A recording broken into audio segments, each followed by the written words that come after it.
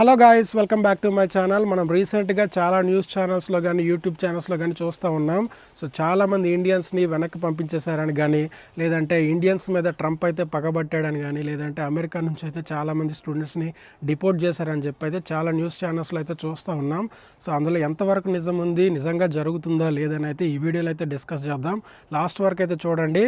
And first of all ఏంటంటే, Trump president అవ్వకముందు తన election క్యాంపెయిన్లో చాలా వరకు చెప్పుకుంటూ వచ్చాడనమాట. లైక్ ఇల్లీగల్ ఇమిగ్రెంట్స్ని బయటికి పంపించేస్తాను కానీ, లేదంటే అమెరికన్స్ని ఫస్ట్ ప్రియారిటీ ఉంచుతామని కానీ, and make the America great again అని చెప్పి కానీ, ఇట్లా చాలా స్లోగన్స్ అయితే ఈ ఎలక్షన్ క్యాంపెయిన్లో చేస్తూ వచ్చాడనమాట.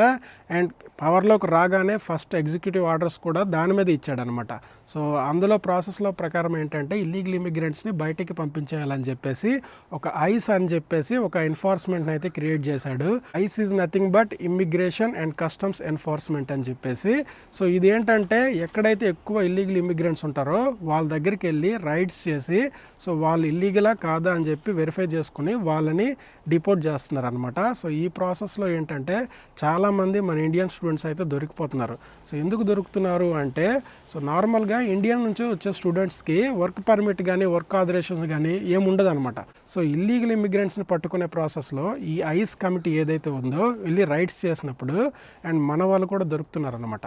సో మన వాళ్ళని కూడా లైక్ క్వశ్చన్స్ అడిగేవి ఏంటంటే, మీరు ఏ వీసా స్టేటస్ మీద ఉన్నారు, మీరు వచ్చిన పని ఏంటి, ఇలా చెక్ చేస్తున్నప్పుడు వాళ్ళకి తెలిసిపోతుంది కదా, వెంటనే డిపోర్ట్ చేస్తున్నారు అనమాట. ట్రంప్ ఏదైతే అనౌన్స్ చేశాడో ఇల్లీగల్ ఇమిగ్రెంట్స్ని బయటికి పంపిద్దామని, నాట్ ఓన్లీ ఇండియన్స్ అనమాట, ఓకేనా, not only Indians, different countries నుంచి వచ్చేస్తూ ఉంటారు ఇల్లీగల్ ఇమిగ్రెంట్స్, ఓకేనా, లైక్ మెక్సికో నుంచి కానీ, చైనా నుంచి కానీ, మన ఇండియా నుంచి కానీ. వీళ్ళ పట్టుకునే ప్రాసెస్లో ఏంటంటే, మన ఇండియన్ స్టూడెంట్స్ కూడా ఈ ఇల్లీగల్గా వర్క్ చేస్తున్నారు కాబట్టి సో వాళ్ళైతే దొరికిపోతూ ఉన్నారనమాట. ఫస్ట్ ఆఫ్ ఆల్ ఈ ఇల్లీగల్ ఇమిగ్రెంట్స్ ఎవరనేది మాట్లాడుకుంటే, బేసిక్గా ఏంటంటే, లైక్ అమెరికాలోకి బార్డర్స్ని క్రాస్ చేసి ఎంటర్ అయ్యే వాళ్ళు కానీ, లేదంటే సీవేలో ఎంటర్ అయ్యే వాళ్ళు కానీ, లేదంటే లైక్ ఈ విజిటర్ వీసా మీద కానీ, టూరిస్ట్ వీసా మీద కానీ యూఎస్లోకి వచ్చి వాళ్ళ వీసా ఎక్స్పైర్ అయినా సరే యూఎస్లోనే ఉండిపోయే వాళ్ళని ఇల్లీగల్ ఇమిగ్రెంట్స్ అంటారు అనమాట. అండ్ ఇదే కాకుండా ఏంటంటే, వాళ్ళకి వర్క్ పర్మిషన్ లేకుండా ఎవరైతే పనిచేస్తున్నారో వాళ్ళని కూడా ఇల్లీగల్ ఇమిగ్రెంట్స్ కింద కన్సిడర్ చేస్తారనమాట. సో అలాంటప్పుడు మీరు అడగొచ్చు, సో మరి మన ఇండియన్ స్టూడెంట్స్ లీగల్గానే వస్తారు కదా, వీసా తీసుకునే వస్తారు కదా, సో అలాంటప్పుడు మరి మన ఇండియన్స్ స్టూడెంట్స్ వాళ్ళు ఎలాగా ఇల్లీగల్ ఇమిగ్రెంట్స్ అవుతారు అంటే, బేసిక్గా ఏంటంటే వాళ్ళకి ఏంటంటే ఓన్లీ కాలేజ్లోనే వర్క్ చేసుకునే పర్మిషన్ ఉంటుంది. అది కూడా వీక్లీ 20 hours మాత్రమే చేసుకునే పర్మిషన్ ఉంటుంది. సో అలాంటప్పుడు ఏంటంటే, వీళ్ళు కాలేజ్లో పార్ట్ టైమ్స్ దొరకకపోతే బయట లైక్ గ్యాస్ స్టేషన్స్లో కానీ, లేదంటే పెట్రోల్ బంకులో కానీ, లేదంటే ఏమైనా రెస్టారెంట్స్లో కానీ పనిచేస్తూ ఉంటారు అనమాట. ఈ పని చేసేటప్పుడు అది ఇల్లీగల్ కింద వస్తుంది. అలాంటప్పుడు ఏంటంటే, లైక్ ఈ ఐస్ టీమ్ ఏదైతే ఉందో వెళ్ళి రైడ్స్ చేసేటప్పుడు, లైక్ ఎవరైతే ఇల్లీగల్ ఇమిగ్రెంట్స్ పట్టుకోవడానికి వెళ్ళినప్పుడు, సో అందులో మన ఇండియన్స్ కూడా దొరుకుతారు. ఇండియన్ స్టూడెంట్స్ ఎవరైతే ఉంటారో వాళ్ళు కూడా దొరుకుతూ ఉంటారు అనమాట. సో వాళ్ళ వీసా స్టేటస్ ఇవన్నీ చెక్ చేసినప్పుడు వాళ్ళకి అర్థమైపోతుంది ఈజీగా, లైక్ వాళ్ళకి వర్క్ ఆథరైజేషన్ లేదని చెప్పేసి. అలాంటప్పుడు దొరికితే ఏంటంటే వెంటనే డిపోర్ట్ అయితే చేస్తారనమాట. సో ఈ న్యూస్ రాగానే చాలామంది మన ఇండియన్ స్టూడెంట్స్ అయితే ఈ పార్ట్ టైం చేయడం మానేశారు చాలా వరకు.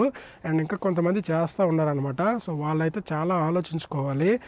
మనం వచ్చింది ఇక్కడ లైఫ్ సెట్ చేసుకోవడానికి. సో ఇలాగ 1 monthకి 2 monthsకి మనం పార్ట్ టైమ్స్ చేస్తే బై ఛాన్స్ ఏదైనా జరిగితే మాత్రం మనకి మళ్ళీ వేరే కంట్రీకి కూడా పర్మిషన్ ఉండదు వెళ్ళడానికి. డిపోర్ట్ అయ్యాము అంటే చాలా జాగ్రత్తగా అయితే ఉండాల్సి ఉంటుంది.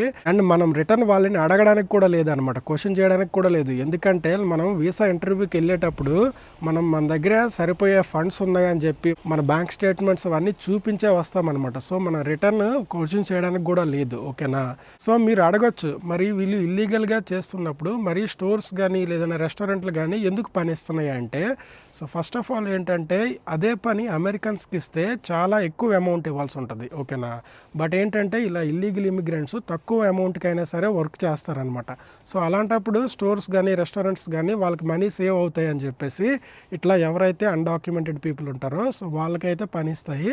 దట్టు అది కూడా చాలా తక్కువ అమౌంట్కే అనమాట. సో ఇలా చేయడం వల్ల ఏంటంటే అమెరికన్స్ జాబ్స్ పోగొట్టుకుంటున్నారనమాట. సో అందుకే ట్రంప్ ఫస్ట్ ప్రియారిటీ అమెరికన్స్కే ఉండాలని చెప్పేసి ఈ ఐస్ టీమ్ యూజ్ చేసుకుని ఇల్లీగల్ ఇమిగ్రెంట్స్ని బయటికి పంపించేద్దామని అయితే చూస్తున్నాడు. చాలా మంది అయితే దొరికారు. దాని ప్రాసెస్లోనే ఏంటంటే ఈరోజు ఆల్మోస్ట్ 200 పీపుల్స్ని టెక్సాస్ నుంచి అయితే ఇండియాకి అయితే డిపోర్ట్ చేసేసారు. సో ఆ న్యూస్ అయితే చూడండి, మీకు ఇక్కడ పెడతాను. ఇదే కాకుండా ఏంటంటే ఈ ఐస్ టీమ్ వాళ్ళు ఒక వెబ్సైట్ కూడా క్రియేట్ చేశారు. ఆ వెబ్సైట్లో ఏంటంటే లైక్ అమెరికన్స్కి రిక్వెస్ట్ చేస్తున్నారు అనమాట, మీరు ఎక్కడైనా ఇల్లీగల్ ఇమిగ్రెంట్స్ కనిపించినా సరే, ఎక్కడైనా వర్క్ చేసినట్టు అనిపిస్తున్నా సరే రిపోర్ట్ చేయమని చెప్పేసి చాలామంది అయితే అమెరికన్స్ రిపోర్ట్ చేస్తున్నారు. రిపోర్ట్ చేయగానే అది ఏ స్టోర్ అయినా సరే వెళ్ళి అక్కడ రైడ్స్ చేసేసి వాళ్ళని పట్టుకోవడం అయితే జరుగుతుంది. ఇట్లా కూడా చాలామంది అయితే దొరుకుతున్నారు. సో చాలా జాగ్రత్తగా అయితే ఉండాలి. సో ఈ వర్క్ ఆథరైజేషన్, స్టూడెంట్స్ వర్క్ చేసుకోకపోవడము, ఇవన్నీ ఒకప్పటి నుంచి ఉన్నవి, ఎప్పటి నుంచో ఉన్నవి, కొత్తగా పెట్టినవి ఏవి కాదనమాట. బట్ ఏంటంటే లాస్ట్ గవర్నమెంట్స్ ఏవైతే ఉన్నాయో అంత స్ట్రిక్ట్ చేయలేదన్నమాట. బట్ ఇప్పుడే ఎందుకు ఎంత స్ట్రిక్ట్ చేస్తున్నాయి అంటే ఇది ట్రంప్ది second time and last time కూడా, ఇంకొకసారి ప్రెసిడెంట్ అవ్వడానికి లేదనమాట. సో అందుకనే ఈ సెకండ్ టైంలోనే మోస్ట్లీ ఆఫ్ ది ఇల్లీగల్ ఇమిగ్రెంట్స్ని బయటికి పంపించేద్దామని చెప్పి గట్టిగా ఫిక్స్ అయ్యాడు అనమాట. సో అందుకే ఇంత స్ట్రిక్ట్ చేస్తున్నాడు. బట్ ఇది తప్పు అయితే అనిపించట్లేదు. ఎందుకంటే ఇప్పుడు మన దేశంలోనే వేరే దేశం వాళ్ళు వచ్చి మనకు రావాల్సిన జాబ్స్ వాళ్ళు తీసేసుకుంటే సో మనకెంత కోపం వస్తుంది? సేమ్ యాజ్ ఇట్ ఈజ్ అనమాట. సో అందుకే ఈసారి మ్యాక్సిమం ఎంతమందిని పాసిబుల్ అయితే అంతమందిని అయితే బయటికి పంపించేద్దామని గట్టిగా ఫిక్స్ అయ్యాడు. నేను చెప్పాలనుకుంటుంది ఏంటి అంటే లైక్ మనం ఇక్కడ లైఫ్ సెటిల్ చేసుకోవడానికి అయితే వచ్చాము. సో ఈ లైఫ్ సెటిల్మెంట్ ప్రాసెస్లో మనం ఇట్లా చిన్న చిన్న పనులు చేసుకుంటూ పోతే ఏమైనా బై ఛాన్స్ ఏమైనా జరిగితే మాత్రం చాలా సఫర్ అయితే అవ్వాల్సి ఉంటుంది. సో చాలా జాగ్రత్తగా అయితే ఉండాలి. సో మనందరికీ తెలిసింది అమెరికా చాలా ఎక్స్పెన్సివ్ కంట్రీ అని చెప్పేసి, చాలా వరకు ఖర్చులు ఎక్స్పెన్సెస్ అవుతాయి అని చెప్పేసి. బట్ ఏంటంటే మనం దానికోసం అని చెప్పేసి ఈ చిన్న చిన్న జాబ్స్ అయితే చేయకూడదు. ఇది ఎన్ని రోజులు ఉంటుందో మనకు తెలియదు కాబట్టి ఉన్నన్ని రోజులు మాత్రం చాలా జాగ్రత్తగా ఉండాలి. అవసరమైతే ఇండియా నుంచి అయితే మనీ తెప్పించుకొని అయితే ఉండండి, కానీ ఇలా అయితే జాబ్స్ అయితే ఎవరు చేయొద్దు. నేనైతే చాలా మందిని అయితే రిక్వెస్ట్ చేస్తాను. ఈ టఫ్ టైమ్స్లో మనమైతే చాలా జాగ్రత్తగా ఉండాలి. ఎటు నుంచి ఏది వస్తుందో మనకి ఏం తెలియదు, మనం గెస్ కూడా చేయలేమన్నమాట. సో అందుకోసం అనమాట అప్పటి వరకు అయితే మనం చాలా జాగ్రత్తగా అయితే ఉండాలి. సో ఇది గాయస్ నాకు తెలిసిన ఇన్ఫర్మేషన్. వీడియో నచ్చితే లైక్ అయితే చేయండి, ఛానల్ అయితే సబ్స్క్రైబ్ చేసుకోండి. ఇంకొక వీడియోలో మళ్ళీ కలుసుకుందాం. Thank you so much for watching. Bye bye.